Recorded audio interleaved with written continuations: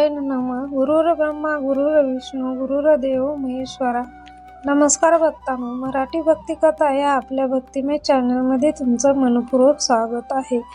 आज आपण ऐकणार आहोत गुरुपौर्णिमेच्या पवित्र पर्वावर आधारित एक हृदयस्पर्शी, प्रेरणादायी आणि भक्तिमय कथा, जे आपल्याला गुरुभक्ती, श्रद्धा, सेवा, नम्रता आणि जीवनातील खऱ्या ज्ञानाचे महत्त्व शिकवते.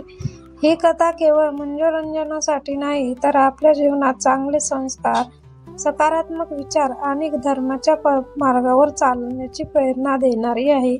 म्हणून ही कथा शेवटपर्यंत नक्की ऐका. जर तुम्हाला अशा भक्तिमय कथा, पौराणिक कथा, संत चरित्रे आणि प्रेरणादायी धार्मिक प्रसंग आवडत असतील तर आमच्या मराठी भक्ती कथा चॅनलला सबस्क्राईब करा. व्हिडिओ आवडला तर लाईक करा आणि आपल्या कुटुंबीय व मित्रांसोबत जरूर शेअर करा. चला तर मग श्री गुरूंचे स्मरण करून आजच्या पवित्र कथेची सुरुवात करूया. श्री गुरुदेव दत्त. जय जय रघुवीर समर्थ. हर हर महादेव. फार पूर्वी सह्याद्रीच्या हिरव्यागार पर्वत रांगाच्या कुशीत वसलेल्या एका छोट्याशा शांत आणि निसर्गरम्य गावात गोविंद नावाचा एक मुलगा राहत होता. गावात कच्चे रस्ते, मातीचे घरे, हिरवीगार शेती, वाहणारी नदी आणि मंदिरात घंटानाद यामुळे वातावरण नेहमीच प्रसन्न असे. गोविंदचे कुटुंब अत्यंत गरीब होते. त्यांचे वडील दिवसभर शेतमजुरी करून संसाराचा गाडा ओढत, तर आई गावातील घरांमध्ये काम करून कुटुंबाला हातभार लावत असे. अनेक दिवस असे असत की घरात 2 वेळचे पोटभर अन्नही मिळत नसे. तरीही त्यांच्या घरात कधीही असत्य, लोभ किंवा निराशेचे स्थान नव्हते. आई वडील नेहमी म्हणत, गरिबी ही माणसाची ओळख नसते. चांगले संस्कार, प्रामाणिकपणा आणि श्रद्धा हीच खरी संपत्ती असते. हे शब्द गोविंदच्या मनावर इतके खोलवर कोरले गेले होते की प्रत्येक संकटात त्याला याच शिकवणीने धैर्य दिले. लहान वय असूनही तो अत्यंत समजूतदार, नम्र आणि कष्टाळू होता. पहाटे कोंबड्याच्या आरवण्यापूर्वी उठून तो अंगण झाडत असे, गाईला चारा घालत असे, विहिरीतून पाणी भरत असे आणि नंतर वडिलांसोबत शेतात मदत करत असे. दिवसभर कष्ट करूनही त्याच्या चेहऱ्यावर कधीच तक्रार नसे. संध्याकाळी मंदिरात जाऊन तो शांतपणे देवासमोर बसत असे. गावातील लोक त्याच्या विनयशील स्वभावामुळे त्याच्यावर प्रेम करत, पण त्याच्या मनात मात्र एकच स्वप्न सतत जागे असे, ज्ञान मिळवून आपल्या आईवडिलांचे जीवन सुखी करायचे आणि समाजासाठी काहीतरी चांगले करायचे. त्याला ठाम विश्वास होता की खरे ज्ञान हे केवळ पुस्तकी नसून चांगले विचार, चांगले आचरण आणि गुरूंचे मार्गदर्शन यातच जीवनाचे खरे यश दडलेले असते.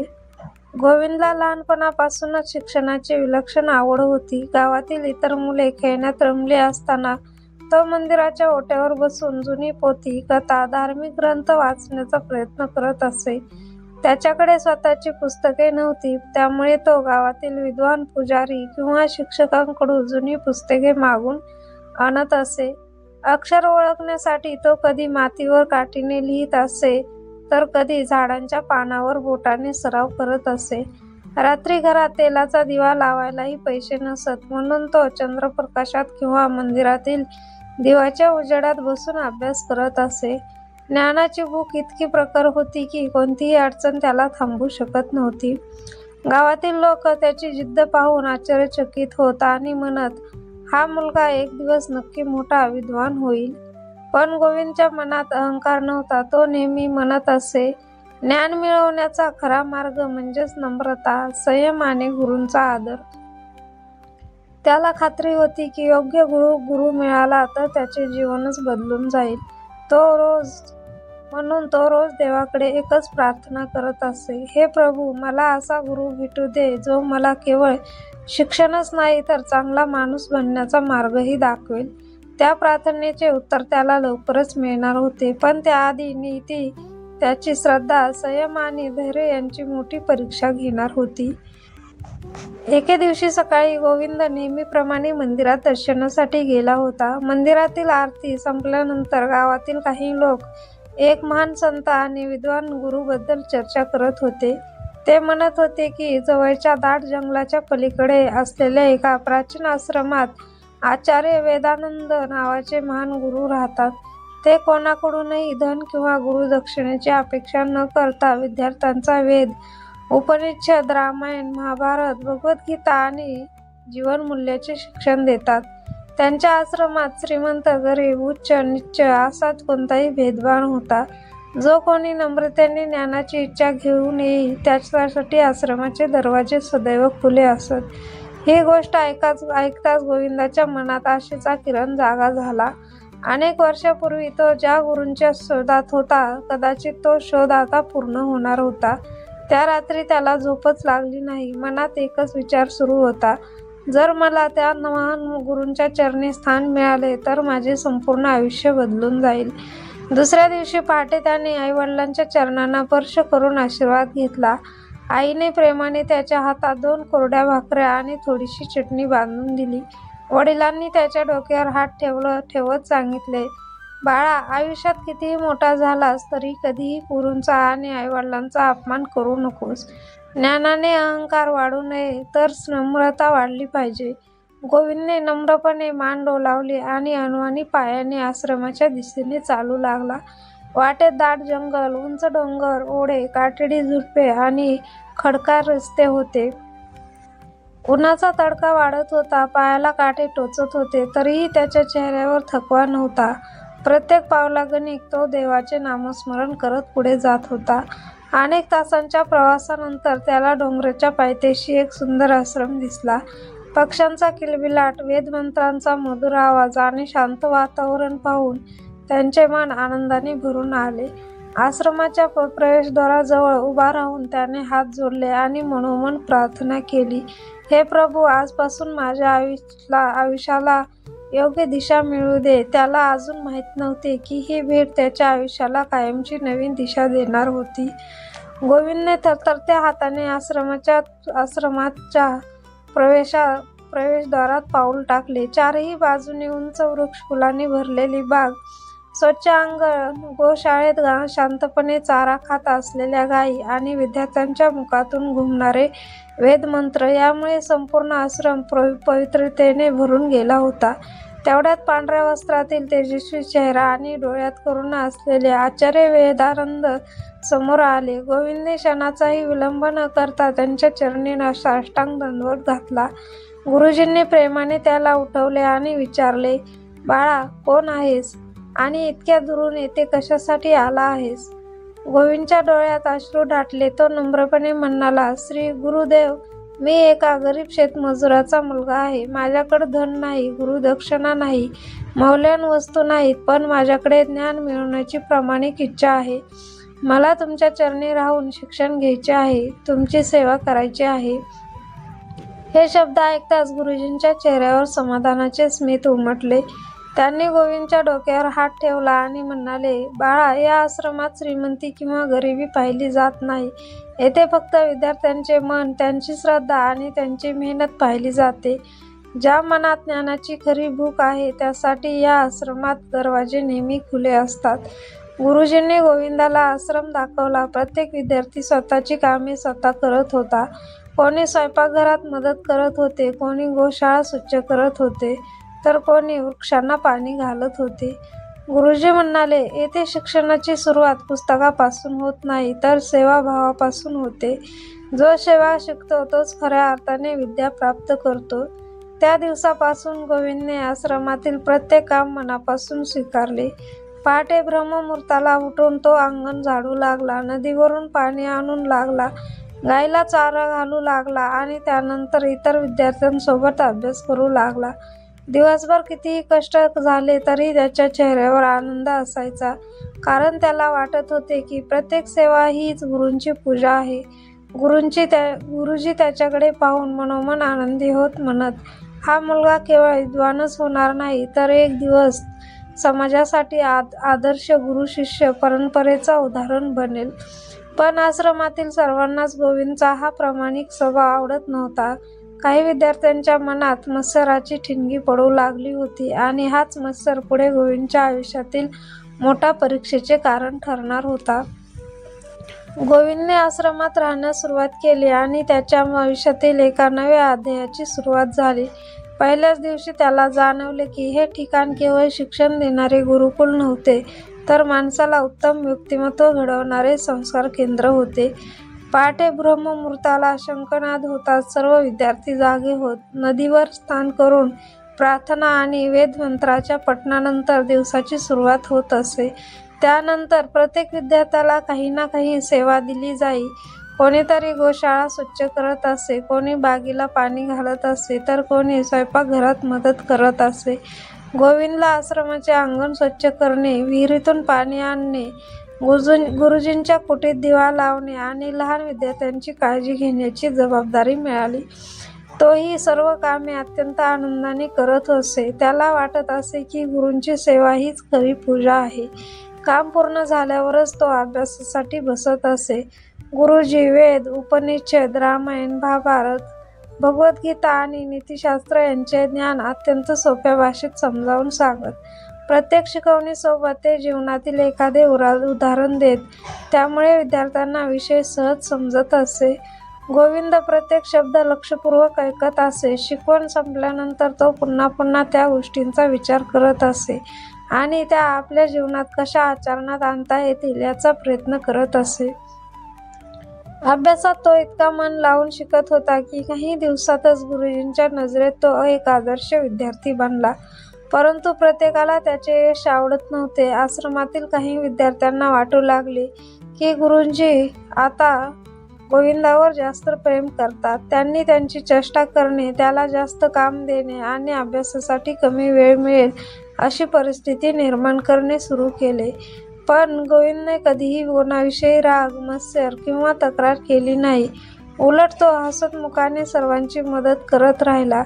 त्याचा विश्वास होता की खरा विद्यार्थी तोच जो संकटातही संयम सोडत नाही. हे सर्व गुरुजी शांतपणे पाहत होते. त्यांना माहीत होते की गोविंदची खरी परीक्षा अजून बाकी आहे आणि ती परीक्षा त्याला आयुष्यभरासाठी महान बनवणार होती. काही महिने उलटले. गोविंद आश्रमातील प्रत्येक काम मनापासून करत होता.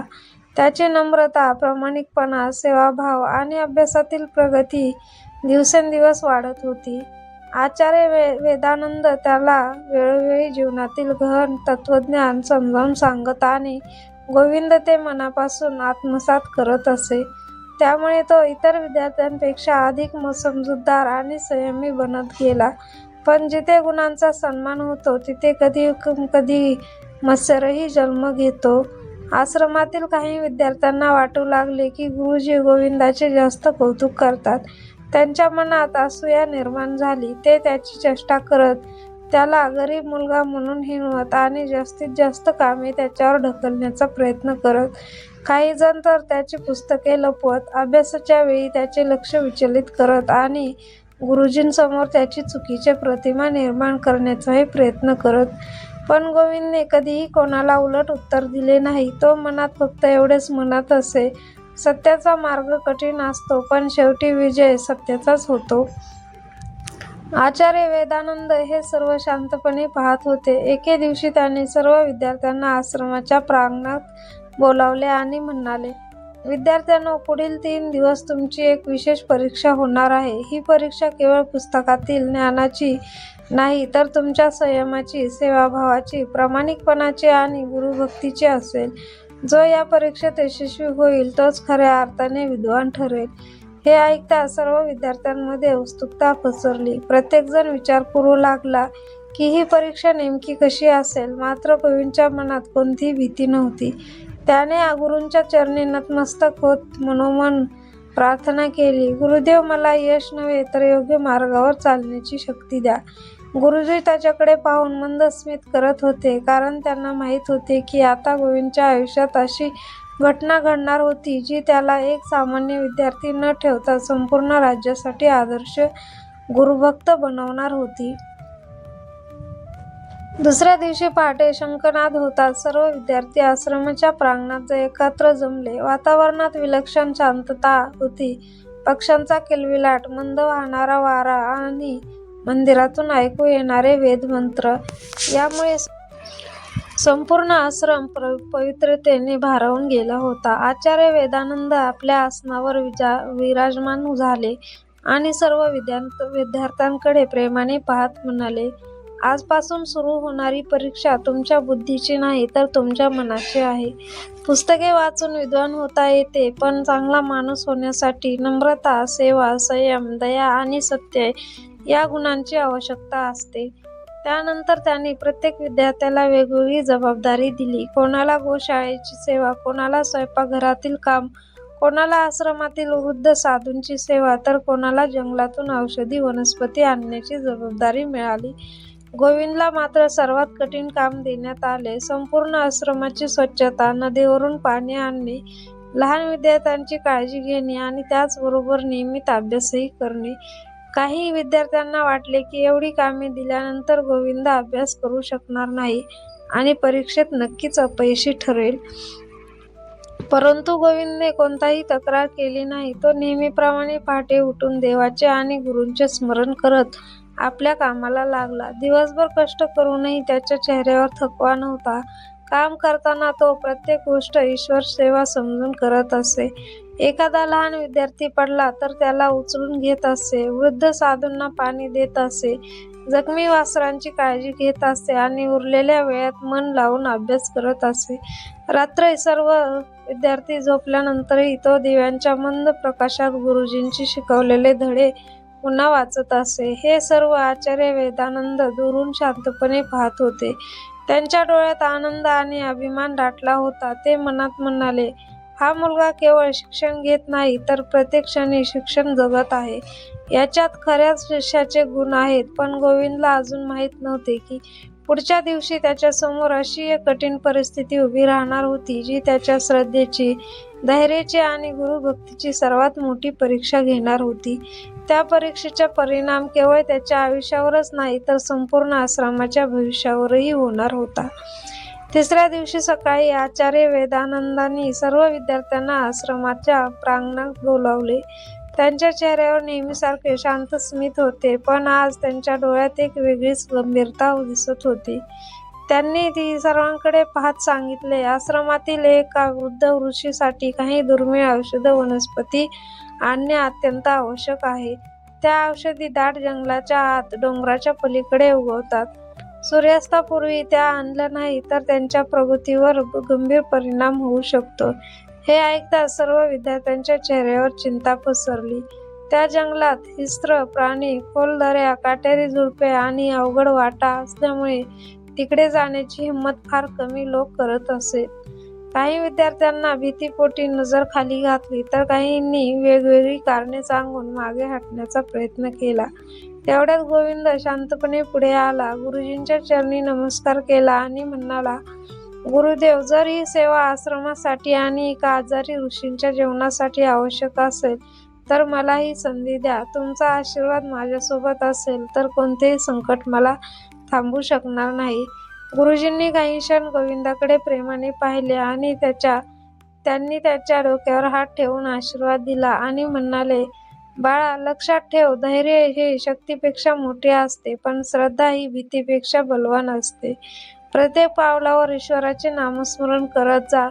गोविंदने हातात एक छोटी पिशवी, पाण्याचा लोटा आणि गुरुजींनी दिलेला जपमाळ घेतला. तो दाट जंगलाच्या दिशेने निघाला. जसा जसा तो जंगलाच्या आत जाऊ लागला तसे तसे झाडांची गर्दी वाढू लागली. पक्ष्यांचे आवाजही हळूहळू कमी झाले. उंच वृक्षामुळे सूर्यप्रकाश जमिनीपर्यंत पोहोचत नव्हता. अचानक जोराचा वारा सुटला. झाडांच्या फांद्या हलू लागल्या आणि दूरवरून एखाद्या वन्य प्राण्याची डरकाळी ऐकू आली. क्षणभर त्याच्या मनात भीतीची लहर उठली, पण पुढच्या क्षणी त्याने डोळे मिटले, गुरूंचे स्मरण केले आणि मनोमन म्हणाला, गुरुदेव, माझा प्रत्येक श्वास तुमच्या आशीर्वादावर विश्वास ठेवून पुढे जात आहे. त्या क्षणी त्याच्या मनातील सर्व भीती नाहीशी झाली. मात्र त्याला अजून कल्पनाही नव्हती की जंगलाच्या मध्यभागी त्याची अशी एका व्यक्तीशी भेट होणार होती जी त्याच्या संपूर्ण आयुष्याचा मार्ग कायमचा बदलून टाकणार होती. गोविंद जंगलाच्या आत खोलवर चालत होता. दाट जंगलामधून येणारा मंद प्रकाश, पानांची सळसळ, दूरवरून ऐकू येणारे पक्ष्यांचे आवाज आणि वाहणाऱ्या छोट्या ओढ्यांचा मधुर नाद यामुळे वातावरण शांत असले तरी गूढ वाटत होते.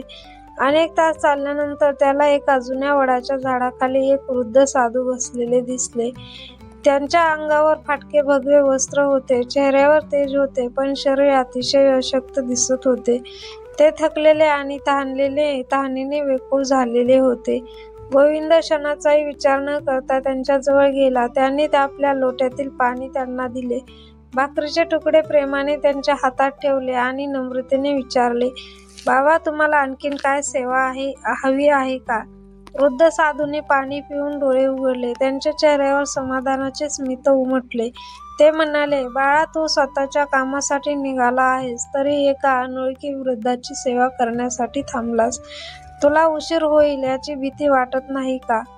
गोविंद शांतपणे म्हणाला, "माझ्या गुरुजींनी मला शिकवले आहे की प्रत्येक जीवामध्ये परमेश्वराचा अंश असतो. एखाद्या गरजूंची सेवा करणे म्हणजे देवाचीच सेवा करणे. जर मी तुम्हाला अशा अवस्थेत सोडून पुढे गेलो तर मी गुरूंच्या शिकवणीचा अपमान करीन." हे ऐकून त्या वृद्ध साधूंच्या डोळ्यात आनंदाश्रू आले. त्यांनी गोविंदच्या डोक्यावर हात ठेवत आशीर्वाद दिला, "बाळा, तुझी श्रद्धा आणि सेवाभाव व्यर्थ जाणार नाही. तुझ्या मार्गातील प्रत्येक अडथळा दूर होईल. पण लक्षात ठेव, पुढे तुला अशी परीक्षा द्यावी लागेल. जिथे बुद्धी, धैर्य आणि गुरूवरचा विश्वास या तिन्हींची खरी कसोटी लागेल." असे म्हणत त्यांनी जंगलातील एका गुप्त पायवाटेकडे बोट दाखवले आणि म्हणाले, "या मार्गाने जा. तुला हवी असलेली औषधी वनस्पती याच वाटेवर मिळेल." गोविंदने त्यांना नम्रपणे प्रणाम केला आणि पुढे निघाला. काही अंतर चालल्यानंतर त्याने मागे वळून पाहिले, पण आश्चर्य, त्या ठिकाणी ना साधू दिसत होते ना त्यांच्या बसण्याचा कोणताही मागमूस. गोविंदच्या मनात एकच विचार आला, हे साधे वृद्ध नव्हते, तीही कदाचित देवानेच घेतलेली माझी श्रद्धेची परीक्षा होती. त्या भावनेने त्याने गुरूंचे स्मरण केले आणि पुढे चालू लागला. पण समोर त्याची वाट पाहत होते त्यांच्या आयुष्यातील सर्वात मोठे आणि निर्णायक संकट. गोविंद त्या गुप्त पायवाटेने पुढे चालत राहिला. काही अंतरावर त्याला डोंगराच्या कडेला दुर्मिळ औषधी वनस्पती दिसली. तिची पाने सकाळच्या दवबिंदूने चमकत होती. गुरुजींनी सांगितलेली हीच वनस्पती असल्याची त्याला खात्री पटली. त्याने अत्यंत काळजीपूर्वक ती उपटली आणि कापडी पिशवीत सुरक्षित ठेवली. पण जसा तो परत फिरू लागला तितक्यात काळे ढग दाटून आले, विजांचा कडकडाट सुरू झाला आणि काही क्षणात मुसळधार पाऊस कोसळू लागला. डोंगरावरील माती घसरडी झाली, उतारावरून दगड घसरू लागले आणि छोटासा ओढा काही मिनिटातच प्रचंड प्रवाहात बदलला. गोविंद क्षणभर थांबला. समोर जीवघेणे संकट होते, पण त्याच्या मनात एकच विचार होता, ही औषधी वेळेत आश्रमात पोचली पाहिजे. एका जीवाचे रक्षण करणे हीच माझी गुरुदक्षिणा आहे. त्यांनी दोन्ही हात जोडून गुरूंचे स्मरण केले आणि सावधपणे पुढे पाऊल टाकले. प्रत्येक पाऊल संकटांनी भरलेले होते, तरीही त्याचा विश्वास ढळला नाही. दीर्घ प्रयत्नानंतर तो आश्रमात पोहोचला. वृद्ध ऋषीने औषध दिले गेले आणि काही वेळात त्यांची प्रकृती सुधारू लागली. संपूर्ण आश्रम आनंदाने भरून गेला. आचार्य वेदानंदांनी सर्व विद्यार्थ्यांना एकत्र बोलावले आणि म्हणाले, "आजची परीक्षा औषधं आणण्याची नव्हती, ती श्रद्धा, सेवा, दया, धैर्य आणि गुरुभक्तीची होती." गोविंदने प्रत्येक संकटावर विजय मिळवला, कारण त्याने कधीही स्वतःचा विचार केला नाही. त्याने नेहमी कर्तव्य आणि सेवेला प्राधान्य दिले. गुरुजींनी प्रेमाने गोविंदच्या मस्तकावर हात ठेवला आणि आशीर्वाद दिला, "बाळा, तुझ्या आयुष्यात ज्ञानाचा प्रकाश कधीही कमी होणार नाही. तू जिथे जाशील तिथे सत्य, धर्म आणि सेवाभावाचा संदेश पोहोचवशील. आजपासून तू माझा केवळ शिष्य नाहीस, तर माझ्या संस्काराचा वाहक आहेस." हे ऐकून गोविंदच्या डोळ्यात आनंदाश्रू आले. त्याला गुरूंच्या चरणी मस्तक टेकवले आणि मनोमन संकल्प केला की आयुष्यभर गुरूंची शिकवणीनुसार चालत राहील. गुरुपौर्णिमेच्या या पवित्र कथेचा संदेश आपल्या सर्वांच्या जीवनात कायम स्मरणात राहो. गुरूंचा आदर, आईवडिलांची सेवा, सत्य, नम्रता आणि श्रद्धा यांचे मार्ग स्वीकारा, तर जीवन अधिक अर्थपूर्ण बनते. ही कथा तुम्हाला आवडली असेल तर तिच्यातून काहीतरी शिकायला मिळाले असेल तर व्हिडिओला लाईक करा. कमेंटमध्ये श्री गुरुदेव दत्त किंवा जय जय गुरुदेव दत्त असे नक्की लिहा. अशाच सुंदर भक्तिमय कथा, पौराणिक कथा, व्रतकथा, संत चरित्रे आणि आध्यात्मिक माहिती पाहण्यासाठी मराठी भक्तिकथा चॅनलला सबस्क्राईब करून आणि बेल आयकॉन दाबा, म्हणजेच नवीन व्हिडिओची सूचना तुम्हाला सर्वप्रथम मिळेल. आपल्या सर्वांच्या जीवनावर श्री गुरूंची, भगवान श्रीकृष्णांची, महादेवाची आणि दत्तगुरूंची कृपा सदैव राहो. श्री गुरुदेव दत्त. जय जय रघुवीर समर्थ. हर हर महादेव. श्री कृष्ण अर्पणमस्तु. श्री स्वामी समर्थ. राम कृष्ण.